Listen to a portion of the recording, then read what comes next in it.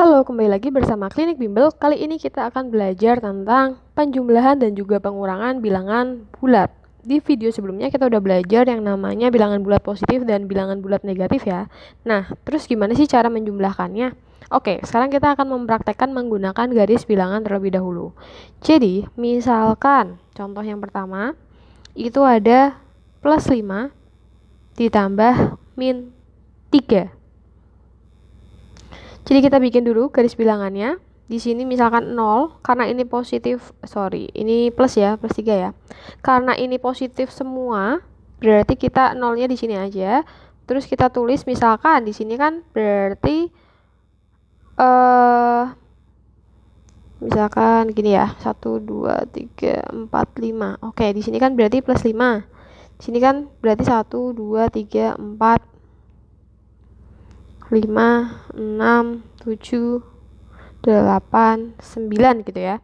Oke, yang pertama plus 5 kita taruh dulu. Plus 5 itu kan berarti di sini.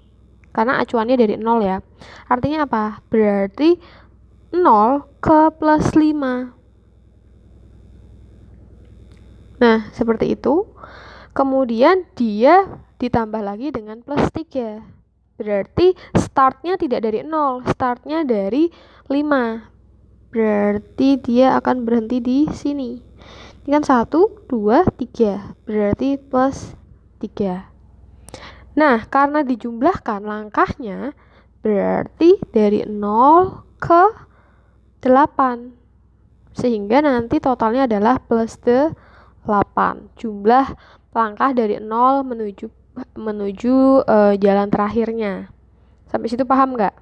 Jadi kalau tandanya sama terus dijumlahkan, ya kalian tinggal menjumlahkan seperti biasa. Contoh lagi, misalkan plus 2 ditambah plus 3. Ya udah, kalian tinggal jumlahin. 2 ditambah 3, 5. Berarti nanti hasilnya adalah plus 5. Lagi misalkan plus 6 ditambah plus 7. Ya udah, kalian tinggal jumlahkan 6 plus 7. 6 plus 7 adalah 13. Berarti plus 13. Nah, itu contohnya. Sampai situ paham ya? Selanjutnya, sekarang tandanya berbeda tetapi tetap penjumlahan. Oke, ini kan negatif. Berarti kita bikin dulu garis bilangannya.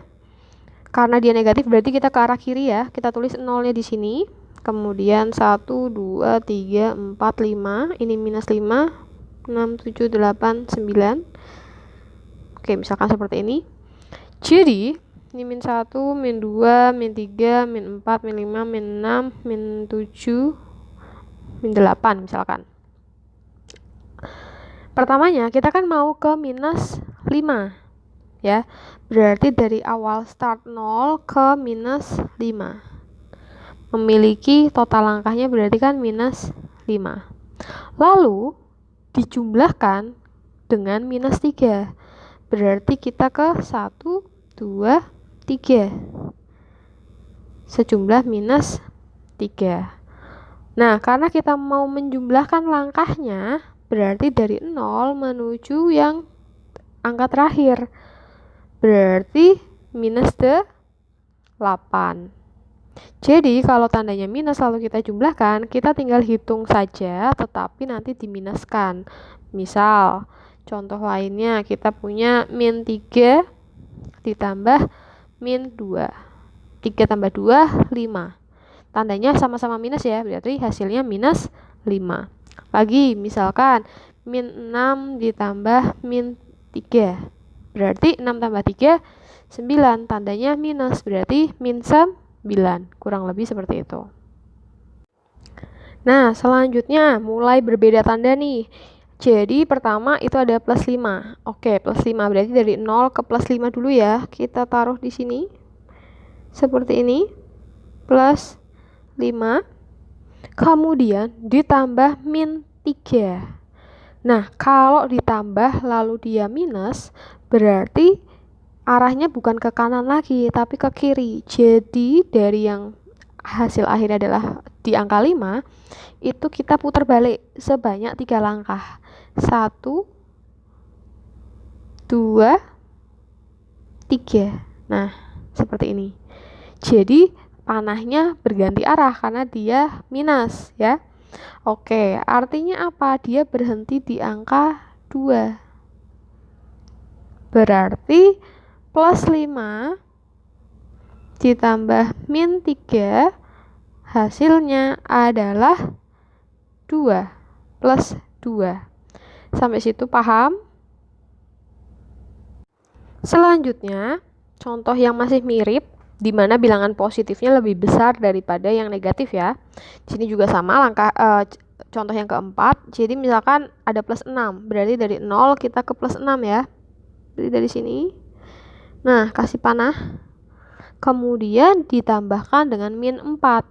Berarti arahnya dibuat berlawanan. 1, 2, 3, 4. Berarti dia berhenti di angka 2. Jadi plus 6 ditambah min 4 hasilnya adalah 2. Sampai situ paham ya? Nah, selanjutnya nomor 5 ini agak berbeda. Kenapa? Karena nilai yang positif lebih kecil daripada yang negatif. Kita lihat. Jadi di sini ada plus 2, berarti dari 0 kita menuju ke plus 2. Kemudian dia ditambahkan dengan minus 6. Berarti beda arah ya. Menjadi 1, 2, 3, 4, 5, 6. Berarti dia berhenti di sini. Berhenti di angka berapa? Berhenti di angka minus 4. Artinya apa? Nanti hasil dari plus 2 ditambah minus 6 adalah minus 4. Sampai situ paham? Selanjutnya, untuk angka-angka yang tandanya sama, kalian juga boleh menuliskan seperti ini. Misalkan ada plus 9 ditambah dengan plus 3. Nah, tandanya kan sama-sama plus, berarti kalian bisa tulis plus, kasih kurung, 9 ditambah 3, hasilnya plus 12, atau bisa kalian tulis plus 12. Kalau misalkan tandanya dia negatif, misalkan min 18 ditambah min 5, kalian bisa tulis min, kemudian 18-nya positif ditambah 5, menjadi min 23. Nah, itu adalah contoh penulisannya. Kemudian bisa juga kalau misalkan ada lagi beda tanda ya sekarang ya. Misalkan plus 27 ditambah min 12, kalian bisa tulis plus 27. Ini kan 12-nya min, berarti masukin nih min 12. 27 dikurangi 12 nanti hasilnya 15, tapi kena positif ya, berarti nanti jadi positif 15. Satu lagi, kalau misalkan ada minus 10 ditambah positif 6, berarti nanti kita tulis negatif 10 negatif 6 sama dengan min 4. Kok bisa gitu kak? Oke, jadi gini, ini itu memadukan perkalian sama penjumlahan soalnya. Jadi gini, ini negatif di luar itu artinya dia dikalikan dengan angka yang di dalam kurung. Contoh misalkan negatif dikalikan 10 itu hasilnya negatif 10. Sesuai tidak sama ini? Sesuai, berarti benar penulisannya. Terus negatif dikalikan dengan min 6. Jadi kalau ada perkalian negatif dengan negatif itu hasilnya positif. Makanya sesuai dengan ini. Karena negatif dikalikan dengan negatif 6 hasilnya positif 6. Seperti itu. Nah, kalau tadi kita udah belajar tentang yang bilangan bulat, sekarang kita mau belajar tentang bilangan desimal. Jadi gimana sih caranya? Misalkan ada soal negatif 1,2 ditambah 0,5. Misalkan seperti ini.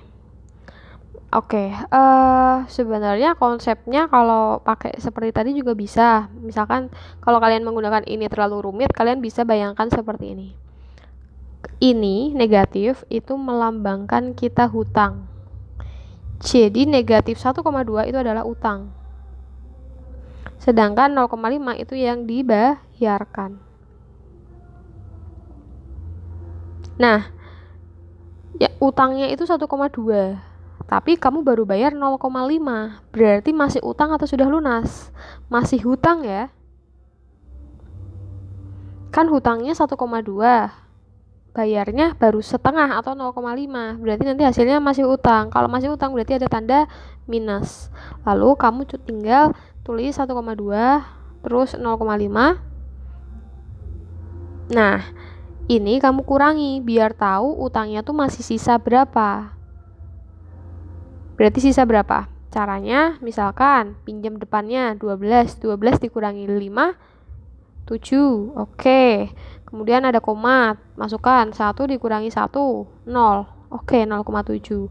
Berarti ketika kamu hutang 1,2 baru dibayar 0,5, kamu masih hutang 0,7. Sampai situ paham ya? Atau kalau Kak pusing Kak, coba pakai cara yang kayak sebelah. Oke, kita coba ya, kayak sebelah. Berarti min 1,2 ditambah 0,5. Karena diawali dengan minus, kita tulis minus di luar, kemudian kurung. Ini kan diminta min 1,2, berarti kita taruh positif 1,2 ya, karena negatif dikalikan dengan 1,2 hasilnya negatif 1,2, sudah benar. Lalu di sini kan ada positif 0,5. Nah, di sini negatif, berarti biar sama-sama menjadi positif nanti dikalikan dengan negatif 0,5. Jadi negatif dikalikan 1,2 hasilnya ini sudah sesuai. Lalu negatif dikalikan dengan min 0,5 hasilnya positif 0,5. Berarti nanti kamu tinggal mengerjakan minus terus 1,2 dikurangi 0,5, 0,7. Ya udah, berarti hasilnya min 0,7. Selanjutnya kita mau mencoba ke soal pecahan. Misalkan setengah ditambah min 2/3. Nah, kalau ada seperti ini, cara menyelesaikannya gimana? Iya, kita samakan dulu penyebutnya menggunakan KPK. Kalau kalian lupa KPK itu gimana, jadi misalkan 2 itu kalian lipatkan. Berarti pertamanya 2, ditambah 2 lagi jadi 4, tambah 2 lagi jadi 6, tambah 2 lagi jadi 8, dan seterusnya. Kemudian yang 3 sama. 3 ditambah 3 lagi 6, tambah 3 lagi 9, tambah 3 lagi 12, dan seterusnya. Nah, setelah itu kira-kira ada nggak angka yang sama yang paling kecil? Berapa? Iya, 6 ya. Ini mereka sama nih. Berarti kita jadikan penyebutnya dengan 6. Berarti ini 6 ditambah bawahnya juga 6. Nah, 6, kemudian 6 kalian bagi dengan 2. Berapa? 3. 3 dikalikan dengan yang atas. 3 kali 1. Ya, seperti ini. Kemudian sama 6 dibagi 3. 2 ya. Berarti 2 dikali 2. Seperti ini. Kemudian 1 kali 3 berarti 3, maka 3/6. Kemudian ditambah min 4/6. Oke. Nah, kalau kalian mau menggunakan cara yang sebelumnya, berarti ini bisa kita tulis positif 3/6, karena positif dikalikan 3/6 itu sama dengan ini. Lalu ditambah, ini kan negatif ya, berarti positifnya harus berubah menjadi negatif. Negatif 4/6. Positif dikalikan dengan negatif 4/6, hasilnya adalah negatif 4/6. Jadi nanti kita tinggal menghitung aja, 3 dikurangi 4 berarti min 1/6, atau kita bisa tulis min 1/6, positifnya itu hilang. Jadi anggaplah kalau misalkan di sini ada penjumlahan, kemudian di sini ada negatif, penjumlahannya tuh kalah. Jadi nanti bisa ditulis langsung ke negatif, kurang lebih seperti itu. Contoh lagi, misalkan kalau pecahan terlalu rumit, misalkan angka ya, berapa ya? 3 ditambah min 5. Itu bisa kita tulis 3 min 5 sebenarnya. Nanti hasilnya adalah min 2. Kalau pecahan yang sudah sama penyebut, misalkan 5/6 ditambah min 1/6.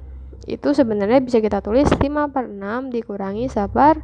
6. Hasilnya 5 kurangi 1 berarti 4 ya. Berarti 4/6. Nah, selanjutnya kita belajar tentang sifat. Ada sifat yang namanya kumulatif sama asosiatif. Perbedaannya apa pada penjumlahan? Jadi, kalau komutatif ya. Kalau komutatif itu dibalik. Jadi, A plus B itu akan sama dengan B plus A. Misalkan 2 ditambah 3 itu sama dengan 3 ditambah 2. Jadi dibalik itu boleh. Kalau asosiatif itu misalkan A plus B ditambah C sama dengan A ditambah kurungnya geser nih, misalkan B plus C. Contoh misalkan 2 plus 3 tambah 5 itu akan sama nilainya dengan 2 ditambah 3 plus 5. Kurang lebih seperti itu.